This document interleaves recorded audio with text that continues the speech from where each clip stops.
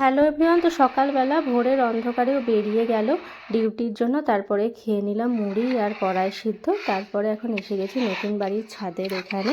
আগের মিনি ব্লগে দেখেছিলাম ঢালাই হয়েছিল, এই সিঁড়িটার ছাদটা ঢালাই হয়েছিল। তা এখন এখানে ছাদটা পরিষ্কার করে নিচ্ছে, সিমেন্ট গোলা হচ্ছে, এটাকে ঘোলা দেবে। তারপরে এটাকে 21 দিন এখন জল বাঁধা থাকবে। এই ছাদটায় ঢালাই হয়েছিল। তো আমি এখন চলে যাচ্ছি এবার নিচে।